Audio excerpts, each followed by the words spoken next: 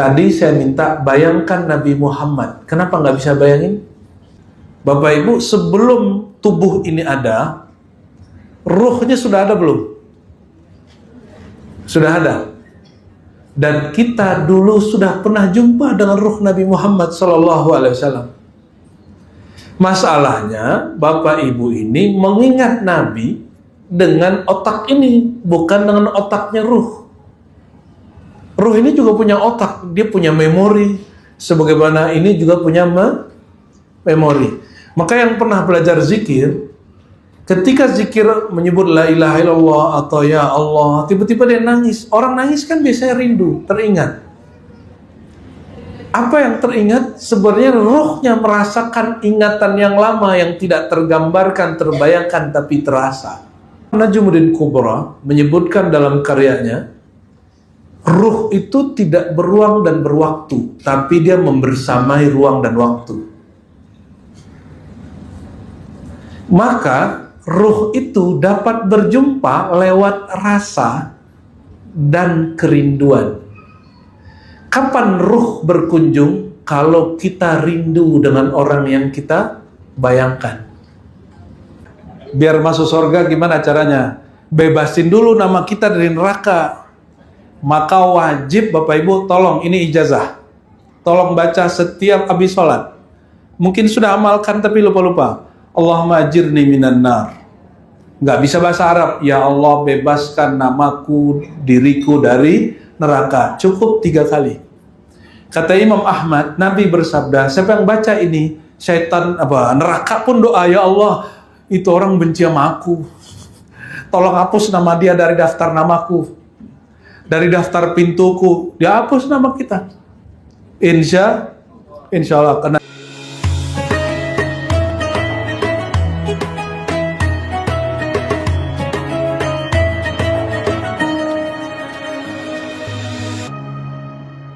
Ibu, saudara-saudariku yang makan Allah,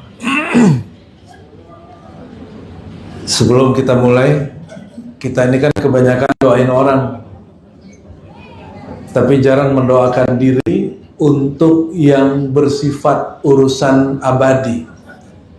Kebanyakan Bapak Ibu ini doa untuk hal-hal yang kecil, rezeki yang sudah dijamin, tubuh yang bakal hancur, itu didoain. Tapi jarang yang minta sesuatu yang abadi. Padahal Nabi SAW mengatakan, afdhalud doa alhamdulillah. Doa paling tinggi adalah alhamdulillah. Alhamdulillah itu dalam penjelasan ulama, lafaz alhamdulillah yang berarti syukur. Tapi makna yang kedua, alhamdulillah itu surat Al-Fatihah. Jadi dalam semua hadis Nabi, Al-Fatihah itu disebut dengan Ummul Kitab dan alhamdulillah. Dasar itulah guru-guru kita kalau doa selalu mengatakan Al-Fatihah. Itu tidak bid'ah, ya, itu sunnah. Karena Nabi sendiri mengatakan afdhalud doa alhamdulillah. Doa tertinggi adalah surat alhamdulillah. Surat alhamdulillah itu surat apa? Nah, untuk diri kita masing-masing, mulai dari ujung rambut sampai ujung kaki, zahir dan batin, mari kita bacakan doa tertinggi, doa yang berisikan keselamatan dunia dan akhirat. Suratul Fatihah ala hadiniyah wa li ajsadina wa anfusina, untuk diri kita yang zahir, yang batin. Mari kita bacakan Suratul Fatihah. A'udzu billahi minasyaitonir rajim. Bismillahirrahmanirrahim. Ya, Suratul Ladzina an'amta 'alaihim waladdallin. Amin. Tema kajian kita karena milad, ya. Milad itu hanya perjalanan waktu. Bapak Ibu, sebelum masuk kajian inti, jika majelis pun dimiladkan, apalagi Nabi yang ajarannya kita bicarakan, benar nggak? Majelis ada miladnya, milad maulid mulut sama, milad kelahiran maulud kelahiran sama, ya. Jadi ada orang yang anti maulid, tapi dia merayakan kota tempat dia tinggal. Ya, saya tanya, kamu tahu nggak Nabi menyebut dirinya kota ilmu? Ana madinatul ilmi wa aliyun babuha. Aku kota ilmu. Ya, kalau keberatan melayakan Nabi lahirnya, rayakan Nabi sebagai kota ilmu. Ya. Jadi jika majelis pun kita bikin miladnya, mauludnya, apalagi Nabi Muhammad SAW. Ya. Pertanyaan yang saya nggak bosan-bosan tanyakan, kalau Nabi nggak lahir, ada nggak majelis ini? Bapak Ibu, ini serius. Kalau Nabi tidak lahir, kenalkah Bapak Ibu kepada Allah? Tahu nggak sholat? Kalau Nabi nggak lahir, ada nggak sholat sekarang itu? Berarti penting nggak lahirnya Nabi Muhammad SAW? Oleh karenanya, jangan tanya dalil, tanya aja, kamu tahu terima kasih atau tidak kepada Rasulullah SAW? Dan Nabi mengatakan, lam yashkurillah man lam yashkurin nas. Tidak disebut bersyukur kepada Allah jika engkau tidak berterima kasih kepada makhluk. Dan makhluk yang paling pantas kita terima kasih adalah Nabi Muhammad SAW. Sudah siap untuk mendengarkan? Boleh buat suatu kesepakatan? Handphonenya diistirahatkan. Jangan dibunuh handphonenya. Cari posisi duduk yang nyaman. Nah, di sini kita buka 4 ayat terakhir surat Al-Fajr. 4 ayat terakhir surat Al-Fajr. Kalau buka handphone ada Qur'annya, tapi modelnya ini mode pesawat ya. Kita rohaninya lagi mau naik. Jangan buat Allah cemburu. Masa lagi bicarain Allah, bicarain makhluk ya. Sudah jumpa ayatnya? Surah Al-Fajr 4 ayat terakhir. A'udzubillahi minasyaitonirrajim. Bismillahirrahmanirrahim. Ya ayyatuhan nafsul mutmainnah. Hafal ya? Udah sering dengar? Wahai jiwa yang tenang, irji'i ila rabbika radiyatan mardiyah. Irji'i, pulanglah, kembalilah kepada Rabbik, pemilik nyawamu, pemilik dirimu, penguasa hidupmu, dengan 2 modal. Nah, ini yang jadi kajian kita nanti. Radiyah, mardiyah. Radiyah, engkau menerima ketentuan Allah, kemauan Allah. Mardiyah, dan engkau berbaik sangka kepada Allah sehingga Allah ridha kepadamu. Baru perintah berikutnya, masuklah fadkhuli fi ibadi, berjamaahlah dengan hamba-hambaku, bukan dengan hamba-hamba duniawi. Barulah masuklah surgaku, wadkhuli jannati, masuklah surgaku. Baik, yang pertama ya, wahai jiwa yang tenang ya. Kita coba coret-coret dikit kalau misalnya. Ini nyetrum juga ini ya. Mana tim IT-nya nih tadi nih. Jadi Allah panggil semua kita dipanggil. Apa panggilan Allah? Wahai jiwa. Bapak Ibu punya jiwa. Nah, diri kita itu bagi 2. Jadi diri kita ini dibagi 2, Bapak Ibu. Ada diri yang kalau bahasa ininya nisbi. Ada diri yang sejati. Nisbi itu dia rusak. Sementara berubah. Coba cek badan Bapak Ibu dulu awal nih, suami-suami nih Bu ya, suami-suaminya dulu tampan nggak? Sekarang masih tampan nggak? Masih, yang jawab Bapak aja. Cemburunya tinggi juga ini Bapak ini ya. Halo Pak, ibu-ibunya masih cantik gak? Bohong, bohong.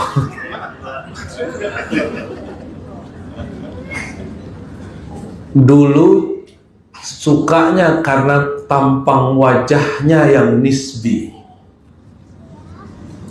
Ketika sudah mulai gigi rontok, ya, kulit mulai mengkerut, uban mulai muncul, punggung mulai apa? Bongkok.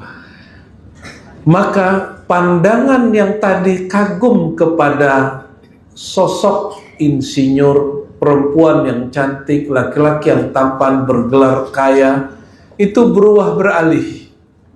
Bapak Ibu merasakan sisi yang lain. Apa yang tidak berubah dari pasanganku? Sayangnya. Betul nggak? Sayangnya berubah nggak? Waduh, gawat ini Pak. Ya udah, perhatiannya berubah. Ibu-ibu sayangnya berubah, ini curhat bapak-bapak ini.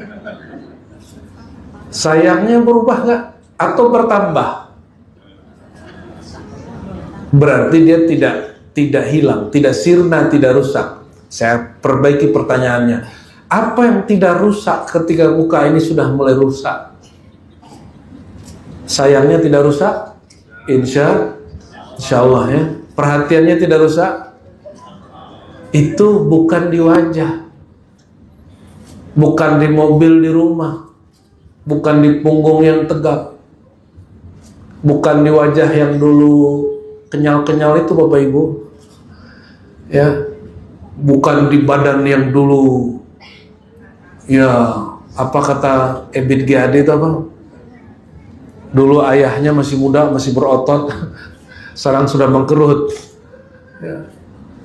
Bukan itu, tapi ada sesuatu yang sejati yang tidak pernah rusak. Kalau tidak rusak, sebutannya apa? Kalau orang insinyur nyebutnya apa Pak? Dia tidak pernah rusak. Awet. Awet itu masih rusak. Tapi bolehlah, awet. Sementara, apa lawannya? Abadi. Diri kita, ada sesuatu yang abadi dalam diri kita. Apa yang abadi Bapak Ibu? Sudah ada, mohon maaf, sudah ada temannya yang meninggal? Berarti tubuhnya abadi nggak? Nggak abadi? Walaupun ditulis nisannya insinyur fulan, itu ditanya nggak sama Munkar Nakir, wahai Pak Insinyur, tanya gitu. Nggak laku. Karena itu tidak laku, tidak abadi. Terus mana yang abadi? Yang dulu ditiupkan ke janin ibu, yang ditiupkan itu yang abadi. Itu yang sejati.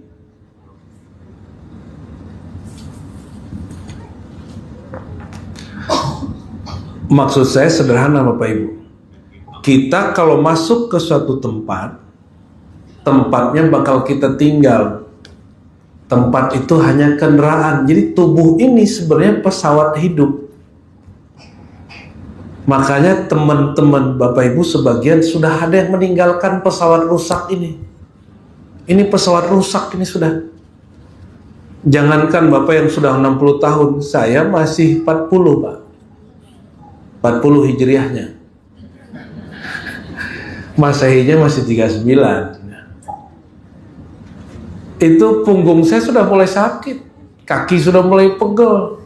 Saya mikir gimana orang umur 60 ini. Ya, sudah ada yang cuci darah belum nih? Atau gula, hipertensi. Ini tanda tubuh ini gak jauh beda sama kendaraan mobil. Kalau sudah 10 tahun pasti rusak-rusak. Kita kalau udah keseringan mobilnya rusak, kita ganti mobil. Masalahnya, ya ini masalahnya. Orang lupa bahwa tubuh ini bakal ditinggal, bakal rusak. Dia tidak abadi. Karena dia lupa, disitulah kemudian turun juga 3 ayat terakhir sebelum Al-Munafikun, ya ayyuhalladzina amanu la tulhikum amwalukum wala auladukum an dzikrillah. Nanti ayatnya disimak di rumah, nanti dicek sendiri lagi ya. Jadi kalau kami tidak menghafalkan nomor Bapak Ibu, karena nomor tidak pernah ada di zaman Nabi. Nomor itu beda cetakan, kadang beda ini juga. Sudah disetarakan, distandarisasi baru nomornya. Dan perhatikan, terjemahan Quran bukan Quran. Ya, terjemahan Quran bukan, karena terjemahan boleh salah. Qurannya nggak boleh salah. Wahai orang-orang beriman, Bapak Ibu beriman? Iman itu di badan yang rusak atau di kolbu? Berarti yang dipanggil ya ayyuhalladzina amanu, wahai orang yang punya kolbu. Dan saya berbaik sangka semua yang hadir pagi ini orang yang Allah takdirkan punya nur iman di kolbunya. Amin.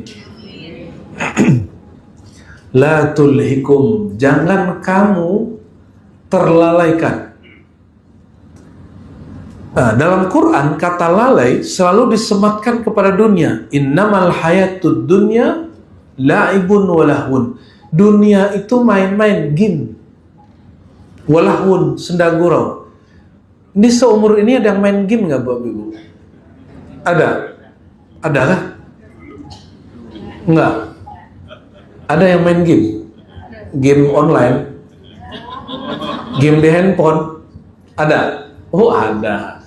Kalau kalah di game online itu atau di Play Store itu sedih nggak? Kalau kalah, tinggal main lagi, ya kan? Kalau kita main game, mainnya kalah, kita tak sadar intik game, kepalanya dipukul nggak? Atau handphonenya dibanting nggak? Lah kita tahu kok main-main kok. Dunia ini permainan paling besar, the biggest game barangkali ya, game terbesar ini. Tapi ini untuk ibu-ibu, permainan terindah kata Nabi dari dunia adalah pasangan yang soleha. Itu mainnya asik. Apa arti soleha? Soleha itu cocok. Wa khairu mata'iha mar'atun soleha. Sebaik-baik game di dunia itu adalah perempuan yang soleha. Soleha itu cocok sama suaminya. Bukan orang yang banyak sholat aja. Banyak perempuan sering sholat tapi nggak cocok sama lakinya. Dia baru soleh ritual, belum soleh sosial. Orang soleh ritual itu untuk pribadi. Kalau sosial pertama adalah pasangan dia, anak-anak dia, orang tua dia. Kalau udah sering konflik sama saudara, pasti sering konflik sama suaminya nanti. Nah, latihan itu dulu. Nah, kita kembali. Kata Allah apa? La tulhikum, jangan kamu lalai. Kelalaian terdekat, kata Allah, la tulhikum amwalukum wala auladukum. Kelalaian terdekat itu, jadi penyebab orang lalai,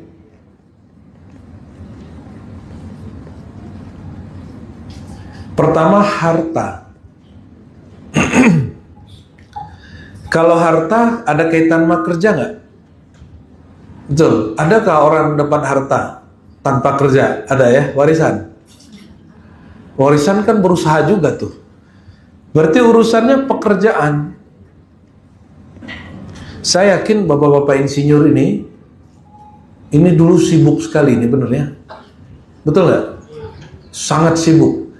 Itu bapak kalau nggak ada waktu untuk merenung, nggak bisa menggambar, mengonsep satu, bener nggak? Betul? Sebelum bikin bangunan, bikin irigasi, bikin apapun, ada yang disebut proses kontemplasi, berkhayal. Jadi sebelum, misalnya nih Hotel Gracia ini dibuat oleh tukang atau oleh arsitek? Ya, yang penting tukangnya apa arsiteknya? Saya mau tanya Pak, apa beda tukang sama arsitek? Ini nggak mendiskreditkan tukang nih, tukang kita butuh. Cuma gaji tukang sama gaji arsitek beda nggak? Ini para tukang nggak boleh tersinggung loh ya. Arsitek perlu berbangga. Tukang itu diberi kekuatan fisik, sedangkan arsitek diberi kekuatan berkhayal. Benar nggak? Nanti orang yang berhajat nih tanya, Bapak mau bangunan kayak gimana? Terus disebut bla bla bla bla, nanti Bapak gambar, betul kan? Bapak gambar, dan perlu waktu untuk menenangkan diri, betul Pak ya? Kalau orang berkontemplasi itu, untuk menggores-gores itu perlu kontemplasi. Kalau terjadi gangguan, dia mandek. Jadi kita untuk urusan mencari harta itu melibatkan bapak-bapak ini, para arsitek ini, hartanya hasil ngayal. Percaya nggak? Oleh karena itu Imam Ghazali mengatakan bahwa jangan kamu salahkan bahwa berkhayal itu mahal. Bapak-bapak ini kalau mau bikin bangunan mesti berkhayal dulu baru boleh menggambar. Setelah menggambar didetailkan baru kemudian panggil tukang. Oleh karenanya peradaban itu separuhnya pada berkhayal. Jadi kita ini sekolah supaya berkhayalnya benar, bukan khayal yang halu. Jadilah ini bangunan-bangunan. Ya. Selamat ibu-ibu korban laki-laki penghayal. Ini belum nyambung ya? Ini kalau buka ilmu rohaninya. Jadi Bapak Ibu, ada yang disebut nih bahasa Arabnya khayali. Khayal itu bukan bahasa Indonesia, bahasa Arab. Khayali. Khayal itu adalah alam imajinatif, imateri. Dia tidak meter, dia tidak materi. Coba sekarang bayangkan Ka'bah. 1, 2, 3. Sudah? Sudah terbayang? Sudah. Bayangkan Monas. Sudah? Oke. Bayangkan Kota Lama, Semarang. Gampang bener sama orang Semarang. Coba saya mau kasih tantangan. Bayangkan Nabi Muhammad. Bingung? Muncul wajah siapa? Nggak ada. Kenapa? Bapak perlu jumpa. Belum? Kenapa bisa membayangkan Ka'bah? Karena sudah pernah lihat, baik langsung ataupun lewat YouTube. Kenapa bisa bayangkan Monas? Pernah jumpa, pernah lihat. Membayangkan Kota Lama, karena sering di situ, suka nongkrong di situ, betul nggak? Jadi ternyata sudah tua pun kita suka nongkrong, Pak ya. Kata Nabi apa? 2 hal yang tidak pernah tua pada tubuh orang tua. Selamat tua. Pertama, hubbud dunya, cinta dunia. Yang kedua, tulul amal, panjang angan-angan. Jadi angan-angan Bapak Ibu ini, amal saya sama. Nggak beda. Badan sih mah udah tua. Tapi, kalau angan-angan nggak berubah. Kita sama. Keinginan untuk memiliki dunianya sama. Nafsu birahinya sama, cuma kekuatannya yang sudah berubah. Ya. Kalau ada kesempatan untuk berkuasa lagi sama. Ya, sama aja. Oleh karena itu, orang-orang ketika umur Bapak ini malah tertarik jadi politisi. Karena ada nafsu berkuasa. Yang jadi menteri-menteri yang baru hari ini kan ada yang sudah umur 70-an-nya. Presidennya juga sudah 70-an. Baik. Ini pelan-pelan ya.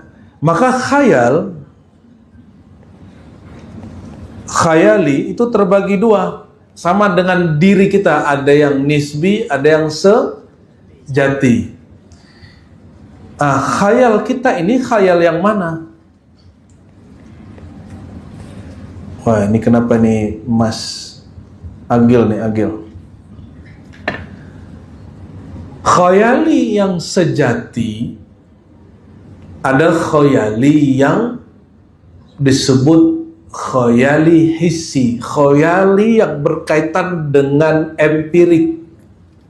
Ada khayali yang berkaitan dengan sesuatu yang abadi.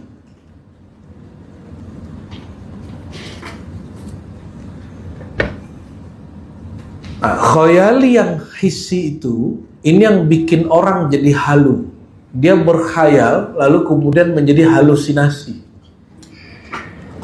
Saya mau tanya, Bapak yang insinyur, ketika berkhayal satu bangunan, itu jadi produk nggak? Jadi karya nggak? Berarti dia tidak halu. Dia bukan halusinasi. Saya kalau nulis buku, saya berkhayal dulu outline-nya apa, bab 1, bab 2, bab 3. Isinya sudah terbayang, saya sudah khayal dulu. Lalu jadi buku. Itu bukan disebut halu. Kenapa saya bisa nulis, Bapak bisa berbuat karya? Karena sudah pernah melihat yang mirip. Pertanyaannya, tadi saya minta bayangkan Nabi Muhammad. Kenapa nggak bisa bayangin? Belum tentu. Belum tentu itu benar jawabannya. Sebenarnya kita sudah pernah jumpa. Sebelum alam ini dicipta di sini, ruh kita sudah ada atau belum? Sudah. Masalahnya Bapak Ibu ini, saya minta coba bayangkan Nabi Muhammad, membayangkannya dengan otak yang umurnya 60 sekian itu. Sedangkan Nabi, sosok fisiknya sudah berumur 1500 tahun ini. Karena ini 1447, betul ya? 1447, Nabi hijrah 53 tahun. Hitungan hijriah dihitung dari hijrahnya Nabi. Berarti kalau dijumlah berapa Bapak Ibu? Jadi kita udah kepisah sama Nabi 1500 tahun sudah. Yang dapat kita bayangkan sesuai riwayat yang ada. Ada hadis, itu yang kita bisa bayangkan. Tapi sebelum itu terjadi, Bapak Ibu, sebelum tubuh ini ada, ruhnya sudah ada belum? Sudah ada. Dan kita dulu sudah pernah jumpa dengan ruh Nabi Muhammad SAW. Masalahnya, Bapak Ibu ini mengingat Nabi dengan otak ini, bukan dengan otaknya ruh. Ruh ini juga punya otak, dia punya memori, sebagaimana ini juga punya memori. Maka yang pernah belajar zikir, ketika zikir menyebut la ilaha illallah atau ya Allah, tiba-tiba dia nangis. Orang nangis kan biasanya rindu, teringat. Apa yang teringat? Sebenarnya ruhnya merasakan ingatan yang lama yang tidak tergambarkan, terbayangkan, tapi terasa. Nah, maka khayali itu ada yang berkaitan dengan jasad, ada yang berkaitan dengan ruh. Jadi saya membagi, ada khayali jasadi atau khayali hissi, khayal empirik.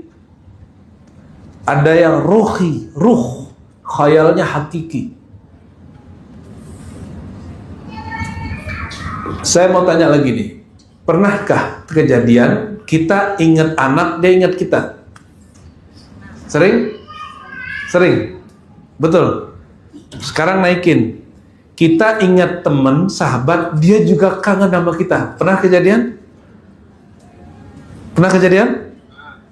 Ini saya nggak ngaji tinggi-tinggi, istilahnya yang tinggi, Pak. Imam Najmuddin Kubra menyebutkan dalam karyanya, ruh itu tidak beruang dan berwaktu, tapi dia membersamai ruang dan waktu. Maka ruh itu dapat berjumpa lewat rasa dan kerinduan. Kapan ruh berkunjung? Kalau kita rindu dengan orang yang kita bayangkan. Coba bayangkan orang tuanya. Sudah? 1, 2, 3. Orang tua, ayah, ibu. Terbayang? Oke. Kita kirimkan Al-Fatihah untuk mereka ya. Untuk orang tua kita semua. Ayah, ibu, Al-Fatihah. Ya kan biar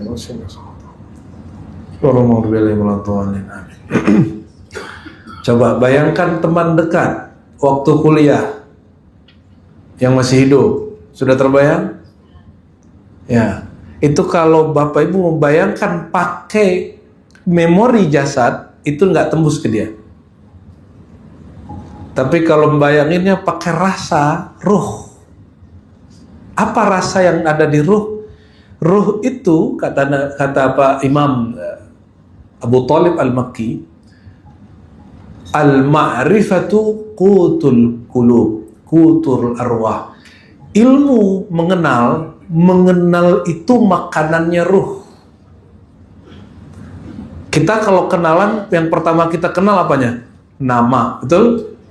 Habis itu karakter sifat, baru sosok zatnya. Kalau teman dekat, dia tahu bahkan sampai kebiasaan buruk kita, dia tahu. Itu karakter. Dia mengenal sampai ke sana. Mohon maaf, suami istri ini, para istri-istri ini tahu nggak ngoroknya suaminya sudah? Ridho nggak? Kenapa ridho? Coba yang ngorok suami orang lain, terima nggak? Terganggu. Tapi yang ngorok suami-suami ini, justru kalau nggak ada ngoroknya dia rindu, ibu-ibu ya. Wah, kangen nih, nggak ada bau ngorok nih gitu ya. Nggak ada bunyi suara berisik nih. Bapak-bapak ngorok gak, Pak?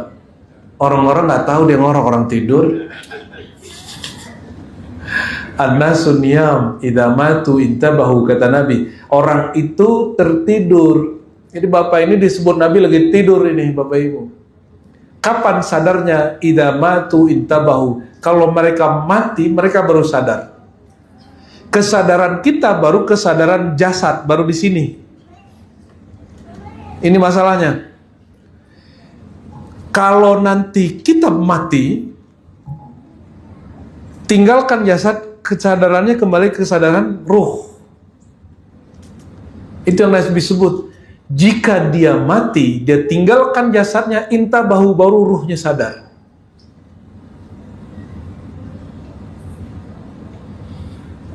Maukah sadar sebelum kematian? Itu yang disebut matikan dirimu sebelum mati. Apa yang dimatikan? Bukan ruhnya. Yang dimatikan angan-angan dan cinta dunianya. Loh Ustadz, saya kan punya kebutuhan. Bedakan kebutuhan dengan cinta. Kita butuh makan, tapi jangan cinta makan. Bapak Ibu butuh kendaraan, tapi nggak usah cinta kendaraan. Kita ini butuh duit, nggak usah cinta duit. Kalau sakit, butuh rumah sakit nggak? Butuh obat, jangan cinta obat loh Bapak Ibu ya. Ada yang cinta obat nggak di sini? Kayaknya ada yang cinta obat kemana-mana di bawah gitu ya. Allahumma sholli ala Muhammad. Cinta itu maharnya satu, kenal dan ridho. Al-ma'rifatu ma'ar ridho ya, war ridho. Jadi mengenal terus menerima apa adanya. Bapak Ibu ini sudah kenal baik buruk pasangan, udah tahu buruknya tapi masih tinggal bareng. Ya kan? Kenapa? Aku kenal tapi aku ridho. Aku tahu burukmu dan aku terima. Itu mainannya ruh. Yang sudah berkeluarga dengan model begini, cinta dia sudah dimensi rohani. Cuma sayangnya baru urusan sayang-sayangan suami istri. Harusnya cintanya ruh itu bukan memandang pasangan yang zahir itu, tapi memandang ruhnya pasangan. Ruhnya itu yang dipandang. Tubuh ini menua, ruh nggak akan menua, Bapak Ibu. Dia stabil. Dia stabil. Seperti mana dulu dicipta, sekarang dia begitu aja nur yang ada pada ruh itu. Nih pelan-pelan dulu nih, nggak tahu saya kok di sini jadi serius ini. Karena saya berpikir ketemu orang-orang yang terdidik, berpendidikan tinggi, jadi nggak usah ngomong melucunya banyak. Ya, saya berbaik sangka Bapak ini cerdas-cerdas semua, ibu-ibu ini juga membersamai suaminya pintar-pintar. Maka kita ngajak yang serius sekalian lah. Ya, karena biasanya kalau ibu-ibu yang ngundang selalu ngomong, Ustadz jangan serius-serius ya. Saya kesel banget digituin, Mbak.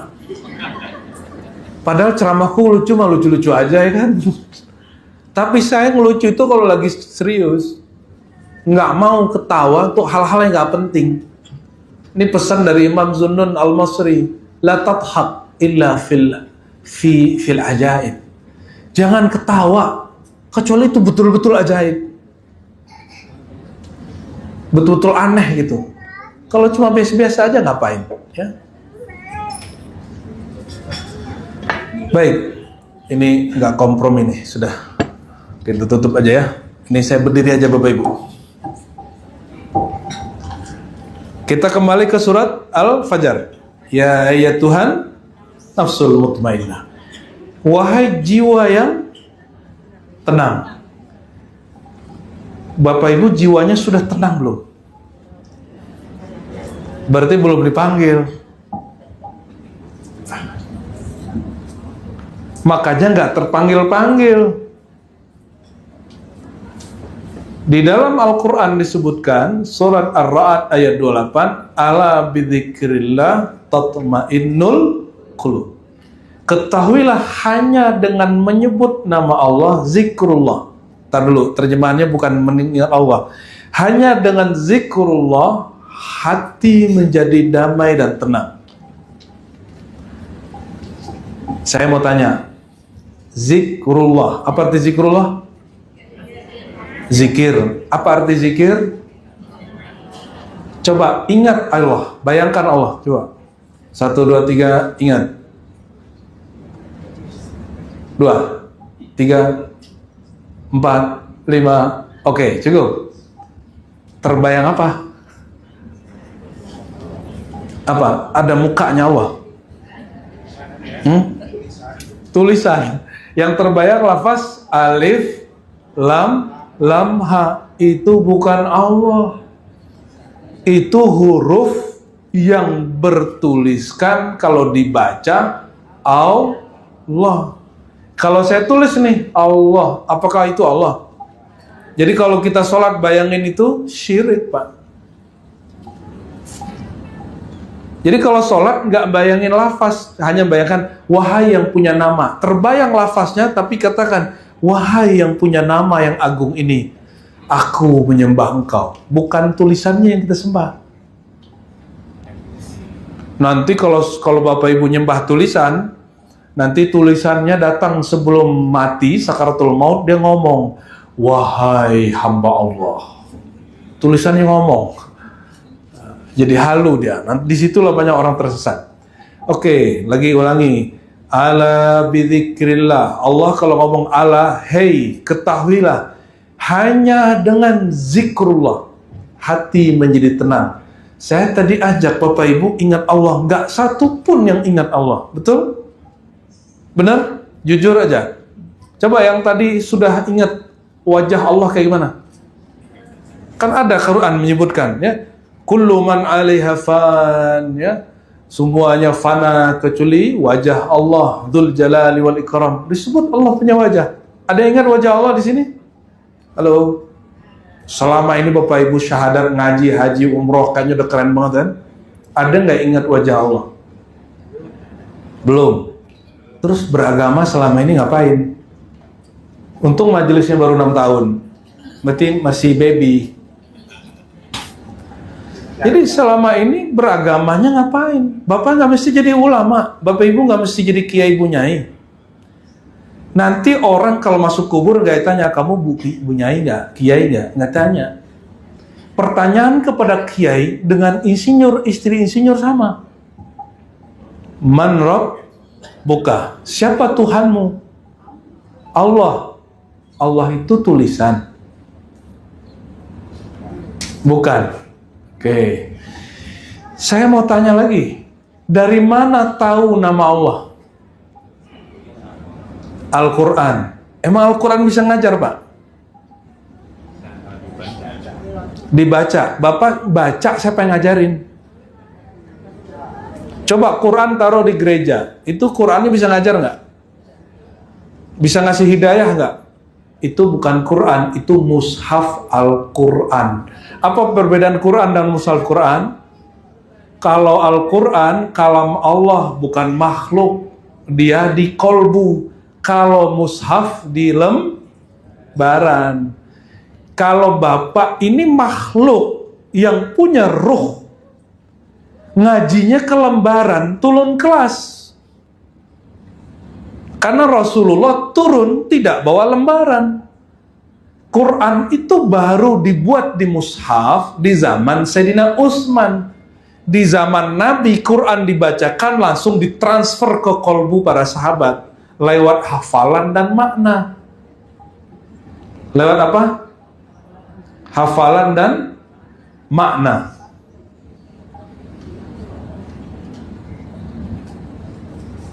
Tapi kalau ngajinya lewat mushaf, itulah banyak hari ini aliran-aliran yang menyimpang. Karena dia mengira sudah kembali kepada kitab Allah dan Rasul, padahal kembalinya ke lembaran. Nabi tidak pernah mengajarkan lembaran itu. Nabi mengajarkan makna yang ada di situ. Jadi kalau Bapak Ibu sebut, baca aja Quran, gak usah cari guru. Kan gitu ya? Saya mau tanya, ada ayat, ada kiai. Ayatnya tertulis di mushaf. Bapak lebih hormat mushaf atau kiai?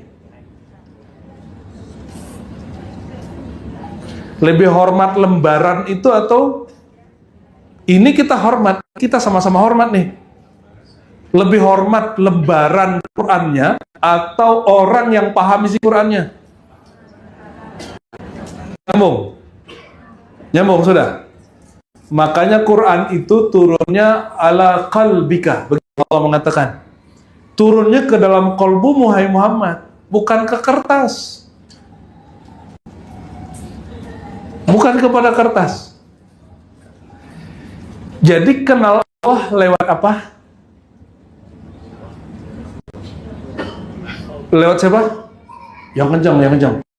Bapak Ibu, ini saya lagi bongkar isi kepala dan isi hatinya biar beragamanya pulangnya Rodiyah Mardiyah. Jangan kalah sama anak muda ini. Ya, jangan kalah sama kami yang masih muda ini. Guru saya tua-tua Bapak Ibu dan ngajar saya begini.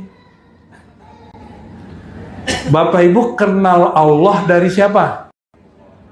Nabi Muhammad. Katanya tadi nggak bisa membayangkan Nabi Muhammad karena belum jumpa. Terus jumpa siapa? Jumpanya ulama. Oke, udah mulai lurus nih. Coba jumpa Nabi enggak, bayangin Allah nggak bisa. Tapi kenal Allah lewat Nabi Muhammad. Jumpa Nabi Muhammad belum. Jumpanya siapa?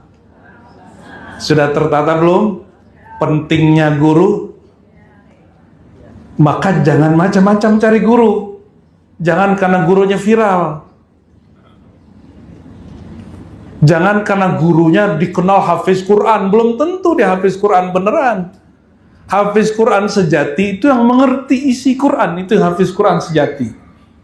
Karena YouTube bisa memutar Quran 30 juz tapi tidak ada dalilnya YouTube masuk surga. Yang disebut keluarga Allah itu ahlul Quran wa khasatuhu, itu orang yang mengerti isi Quran. Itulah orang yang hafal Quran sebenar-benarnya hafal, bukan apalagi cuma hafal nomor. Ya, saya pernah didebat oleh seorang yang celananya jingkrang Bapak Ibu. Ya, semoga Bapak Ibu ada di sini yang jingkrang, semoga tersinggung.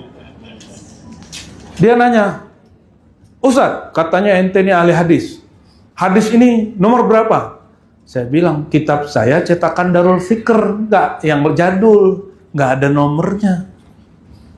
Bilang aja ente kalau nggak tahu. Ya udah ditunjukin kitabnya.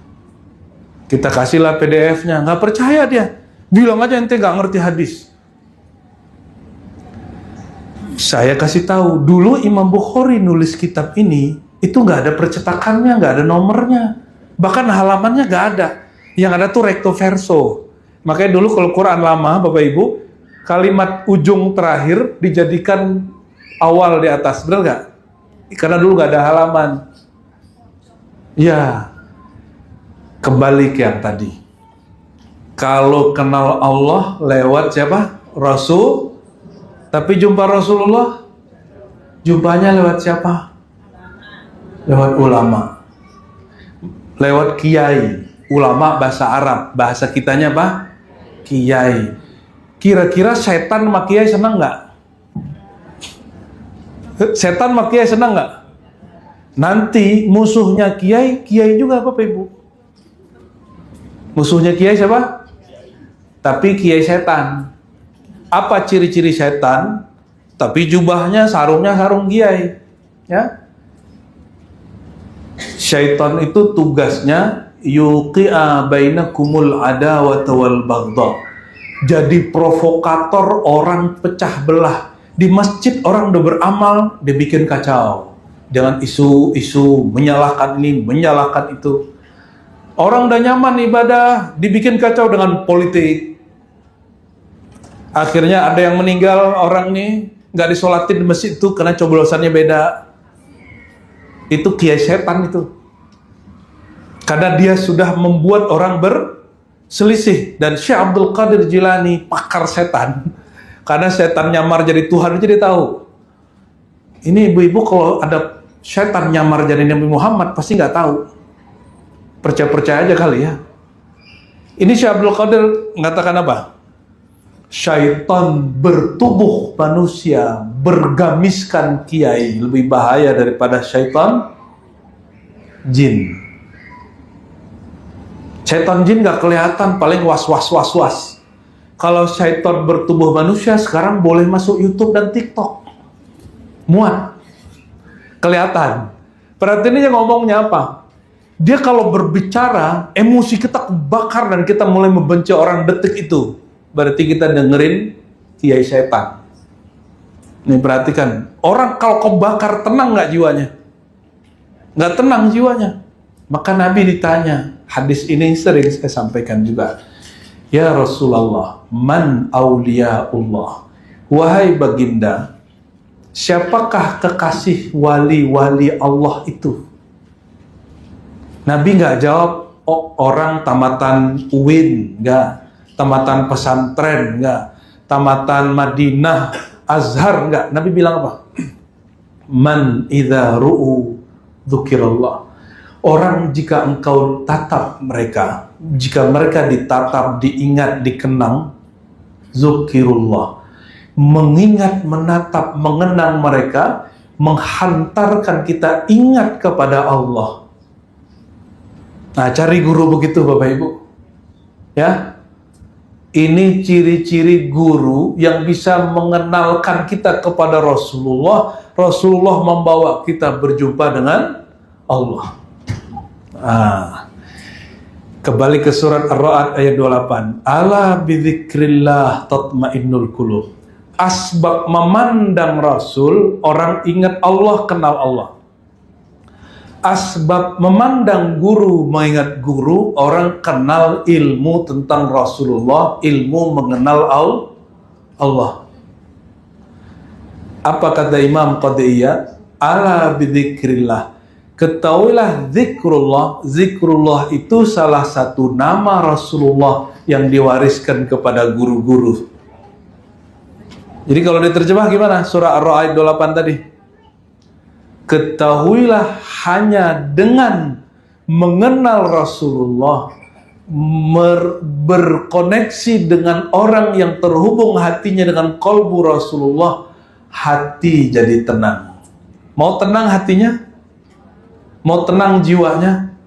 punya guru, punya mursyid. Punya guru, gak hanya cukup guru, mursyid. Apa beda guru dengan mursyid? Kalau guru ya kayak guru di sekolah, guru ngaji, ikra, ya, qiraati, tilawati, itu guru. Tapi kalau mursyid yang mengenalkan kita kepada kesejatian diri, kesejatian diri kita membuat kita kenal kepada Rasulullah SAW, lalu kita dibawa kenal kepada Allah. Itu yang disebut mursyid. Bukan orang yang ngajar-ngajarin zikir doang. Kalau zikir, setan 18.000 tahun zikir dipecat di surga. Maka Nabi mengatakan orang sedang zikiran lagi sholat dengan orang yang mengenal Allah tidur, lebih afdol yang tidur. Lebih ditakuti setan yang tidur. Kenapa? Kalau yang rajin sholat ini gak ada ilmunya, dia di dalam sholatnya ingat selain Allah.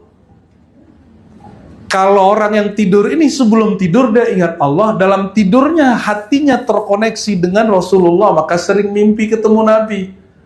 Bangun tidur pertama yang dibaca Allah, bukan cari handphone. Ini Bapak Ibu, ini saya khawatir kalau meninggal nyari handphone. Dalam kubur yang cari handphone. Nanti ternyata ditegur sama Munkar Nakir, bro. Ini alam barzakh, handphonemu sudah gak ada. Karena bangun mau tidur handphone, bangun tidur handphone, pengajian handphone. Kapan nggak megang handphone? Kita ngobrol nih, ya. Kita ngobrol. Bapak pegang handphone, Bapak seneng nggak? Sama barangkali, ya.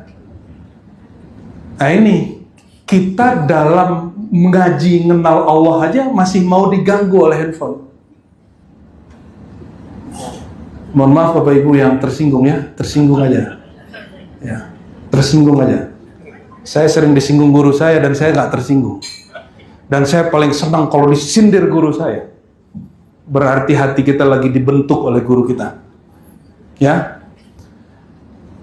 Makanya nggak pernah berhasil kenal Allah. Lagi ngaji aja ingat selain Allah. Maka ala bidzikrillah tatmainnul qulub. Ketahuilah dengan mengenal Allah, kita nggak bisa ingat Allah lewat tulisan, ingat Allah lewat Rasulullah. Bapak Ibu tadi saya tanya, ingat gak Rasulullah? Gak ada yang ingat sama Rasulullah. Terus lewat siapa? Bapak bilang lewat Quran. Saya tanya Quran sama Mushaf, ternyata baru tahu, baru sadar hari ini bahwa Quran sama Mushaf beda. Quran sama Mushaf berbeda. Mushaf pertama nyetak itu orang Italia sama orang Jerman, Pak. Saya kebetulan ngajar di kampus S3 IIKI, kita ngajarin tentang orientalisme dan Quran. Kita kaget, percetakan mushaf Quran pertama itu bukan dari orang Islam.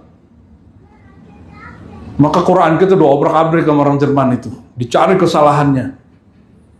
Kalau cetakan Quran mah ada kesalahannya, kalau Qurannya nggak ada salah. Jadi kalau orang cari kesalahan cetakan Quran, ada nggak? Tapi kalau Qurannya ada salahnya? Nggak ada salahnya. Berdasarkan itu, jika engkau tidak kenal Allah langsung, nggak bisa ingat Rasulullah langsung, carilah guru yang hatinya nyambung ke gurunya, gurunya nyambung ke gurunya, gurunya nyambung ke Rasulullah SAW. Itu yang disebut bersanad, bersilsilah. Bapak Ibu ini punya silsilah kan, ada jasadnya? Ya, betul. Jasadnya punya silsilah, tapi silsilah jasad berlakunya hanya di bumi. Di dunia. Kalau Bapak Ibu ini tidak mengislamkan, tidak mengenalkan Allah kepada keluarga, itu nanti di akhirat gak jumpa. Karena persaudaraannya hanya sampai persaudaraan jasadiah. Itulah yang disebut di dalam Quran, yauma yafirrul mar'u min akhihi wa ummihi wa abihi wa sahibatihi wa bani. Nanti orang gak hanya lari dari bapak ibunya, pasangannya, nanti ketemu bininya dia bilang, aku punya zolim ke dia. Kata istrinya, aku juga zolim ke dia. Ketemu anak, kata anak, aku dulu durhaka ke bapakku. Kata si bapaknya, aduh, aku dulu kurang kasih sayang kepada anakku. Lari semua. Ketemu saudara, oh kami dulu rebutan warisan. Nanti begitu semua, yafirrul mar'u min akhihi wa ummihi wa abihi wa sahibatihi wa bani. Kenapa? Itu hanya saudara jasad, bukan saudara. Maka carilah keluarga rohani. Saya berharap di tahun ke-6 ini Khairun Nisa, semua yang hadir jadi saudara rohani. Semua yang hadir menjadi saudara rohani, jasadnya mungkin tidak satu bapak, tapi kolbunya punya satu guru. Amin. Carilah guru di sini yang alim, mengenal Allah, yang tidak mengajarkan kebencian, yang mengajarkan cinta kasih kepada makhluk, yang mengajarkan cinta kepada Rasulullah SAW, yang mengajarkan kelembutan hati kepada seluruh alam semesta. Karena itulah disebutkan di Quran, ya, wabil mu'minina raufur rahim. Rasulullah itu terhadap semua orang beriman sangatlah kasih sayang. Tapi kepada alam, Nabi pakai rahmah. Disebut sayang universal. Kita kalau ada orang jatuh di jalan, kita tanya nggak, kamu muslim nggak? Gitu nggak? Kalau ada orang susah, kita nanya nggak, kamu sholat nggak? Nggak perlu. Kalau ada orang susah, ada orang kena musibah, jangan tanya agamanya. Tanya hatimu punya rahmah atau tidak. Kesimpulan sederhananya Bapak Ibu, karena ini pengajian kita baru ketemu sekali, mohon maaf jika ada yang tersinggung, ya. Ada yang tersinggung nggak Bapak Ibu? Jangan sampai saya melangkah keluar, nanti Bapak Ibu pasti ada yang hatinya nggak enak sama saya. Maafin ya. Satu saja yang saya minta, wahai jiwa yang tenang, cari dulu ilmu menenangkan jiwa. Gimana caranya? Cari guru yang kalau ingat dia, ketemu dia, mendengarkan kalamnya, membuat kita ingat kepada Allah. Maksudnya, jangan cari tenang dulu, cari ingat Allah dulu. Setiap kali majelis dia, kita ingat Allah. Ketika kita dengar kalam dia, kita ingat Allah, berarti itu guru kita. Itu ayah rohani kita. Nih penutup, saya pertanyaannya pernah kita tanyakan 3 atau 4 majelis. Bapak Ibu, kalau sudah sampai di depan pintu sorga, langsung masuk nggak? Nggak. Terus ngapain? Hah? Apa? Halo. Udah diizinin masuk nih, langsung masuk nggak? Oke, lagi. Kalau udah dibuka pintu, dipanggil namanya. Bu Endang gitu, Bu Heru, langsung masuk? Langsung masuk. Waduh, benar tapi salah. Iya. Kalau dipanggil nih, suaminya lupa dia, anaknya dia lupa. Kalau saya masih dikasih kesadaran oleh Allah, di saat nanti seandainya, amin ya, kita dibebaskan dari neraka, kita masuk surga. Udah di depan, saya ingat semua orang yang ada di sini, insya Allah. Jangan masuk surga sendiri, sepi ntar. Jadi kalau kita mau masuk surga, itu berarti Bapak dapat hak syafaat nanti. Jangan tunggu masuk dulu dari pintu surga kita, kemudian minta. Karena ada dalam hadis dikatakan, ada orang udah masuk surga, kesepian dia, teman gua kemana nih? Teman apa kata orang Jawa, temanku loh. Kalau bahasa kasar gaulnya apa? Konco. Oh. Besti. Loh, besti itu bahasa Jawa mana tuh? Jawa Meriki. Jadi ada orang udah masuk surga, luasnya nggak ketulungan. Lalu dia tanya, ya Allah, temanku kemana? Ternyata masuk surga, kita masih ingat teman. Nah, ini dalil saya. Kalau udah depan pintu surga, ingatannya harus cepat-cepat, jangan langsung masuk. Keburu kesepian. Lalu kata Allah, apa kata Allah? Ya udah, carilah temanmu seluas surga. Maka dia dapat izin, paspor, nembus surga yang lebih tinggi dari dia. Kalau ke bawah nggak perlu pakai paspor. Pero kalau ke atas harus bawa itu. Dan itu isinya nama Rasulullah SAW. dapat izin dari Allah, ada nama Rasulullah di izinnya itu, maka dia naik ke surga paling tinggi, dia nyari temannya. Maka jadikan guru sebagai teman, bukan teman besti-bestian, bukan. Disebut suhbah, sohib, sahabat. Kalau sahabat tuh sering jumpa atau tidak? Kalau ketemu sahabat, melaktir ke beban nggak? Tapi kalau temen, mau bayar keluar dulu kita, biar dibayarin. Tapi kalau sohib, enggak, buru-buruan mau bayarin. Itu sahib. Maka Allah mengatakan lewat lisan Rasulullah, aku ini boleh kamu jadikan sahib dalam safar. Maka diajarkan di dalam doa safar, Allahumma antas sahibu fis safar. Ya Allah, engkaulah sahabatku dalam safar. Orang kalau sahabatnya yang sangat menenangkan, itu nyaman perjalanannya. Jadi jadikan guru sebagai sahabat. Sahabat itu orang yang kita kemudian berkhidmat, saling berkhidmat. Guru berkhidmat ke kita, kita juga khidmat dengan cara yang berbeda. Jadi nanti kalau udah di depan pintu sorga, ini yakin nggak dimasuk sorga? Yakin masuk sorga? Biar masuk sorga gimana caranya? Bebasin dulu nama kita dari neraka. Maka wajib Bapak Ibu, tolong ini ijazah. Tolong baca setiap habis sholat. Mungkin sudah amalkan tapi lupa-lupa. Allahumma ajirni minan nar. Nggak bisa bahasa Arab. Ya Allah, bebaskan namaku, diriku dari neraka. Cukup 3 kali.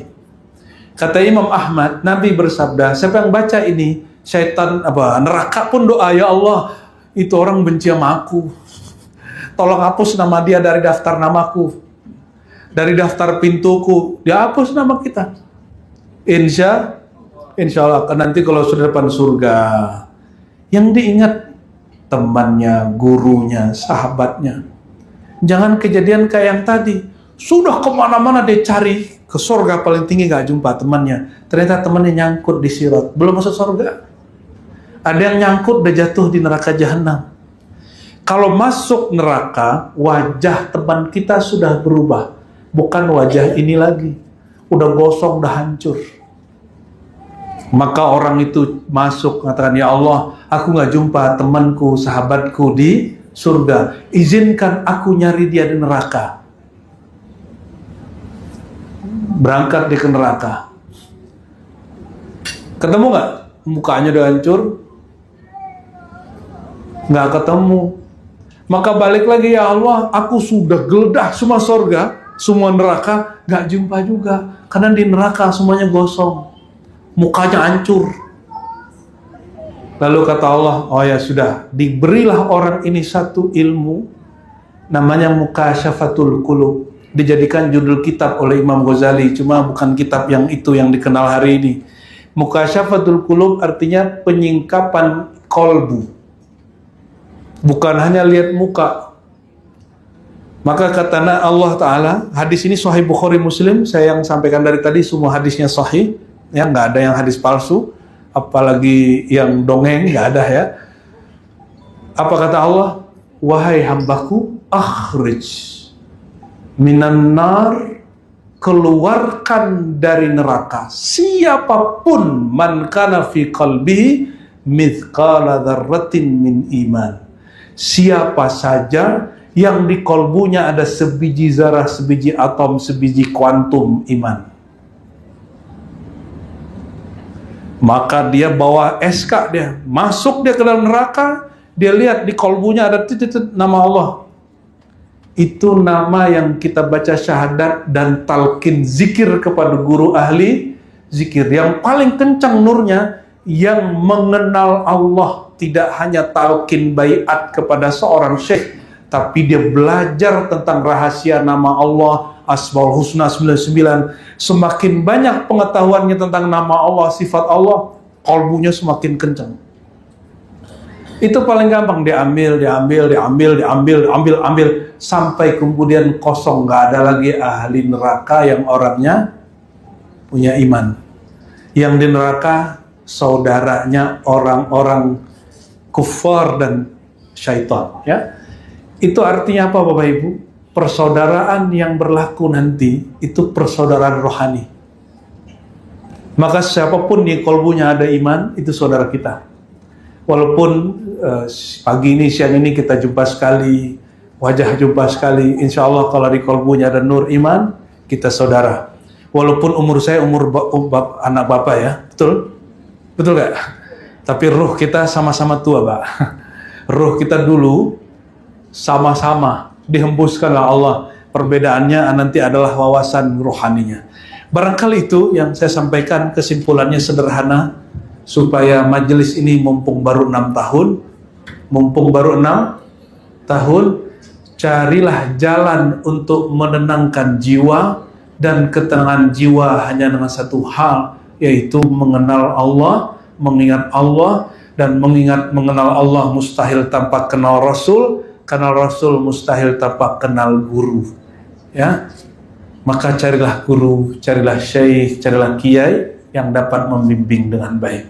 Ya, barangkali itu Bapak Ibu sudah cukup ya. Ya, semoga hatinya tersinggung, semoga perasaannya terguncang. Aku ngaji selama ini kok nggak yang nyari guru yang menghantarkan kepada langsung ya. Jadi sudah cukup barangkali cari gurunya, cari guru yang serius sekalian. Saya tutup dengan lafaz yang ada di surat Muhammad. Fa'lam annahu la ilaha illallah. Allah tidak berfirman katakanlah la ilaha illallah, bacalah wirid la ilaha illallah, bukan.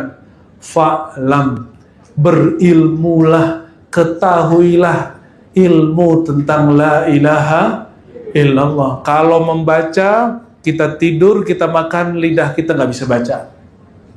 Kalau stroke nggak bisa baca. Tapi kalau ilmu, Bapak Ibu mohon maaf, pahit-pahit nanti ada yang stroke. Lagi tidur, la ilaha illallahnya aktif di kolbu. Ya, insya Allah. Barangkali itu ya yang bisa saya sampaikan. Semoga